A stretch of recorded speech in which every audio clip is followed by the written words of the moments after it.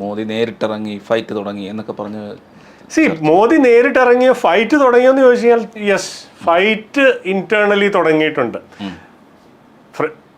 ഒരു കാര്യം വായത്ത് മനസ്സിലാക്കണം, ഫ്രണ്ട്ഷിപ്പ് വേറെ. അത് നമ്മുടെ കാര്യത്തിലായാലും ശരി, ട്രംപിൻ്റെ കാര്യത്തിലായാലും ശരി, രാജ്യ താല്പര്യം വന്നു കഴിയുമ്പോൾ ഫ്രണ്ട്ഷിപ്പ് അങ്ങോട്ട് മാറി നിൽക്കുന്നു. നമ്മൾ ഇറങ്ങി. ഇന്നലെ ബ്രസീലിയൻ പ്രസിഡന്റ് വിളിച്ചിട്ടുണ്ടായിരുന്നു മോദിയെ.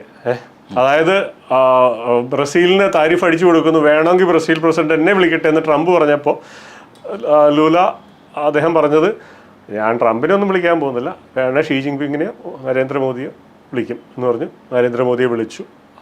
നരേന്ദ്രമോദിയെ വിളിച്ചു കഴിഞ്ഞിട്ടുള്ള നരേന്ദ്രമോദിയുടെ ട്വീറ്റ് ഞാൻ കണ്ടായിരുന്നു.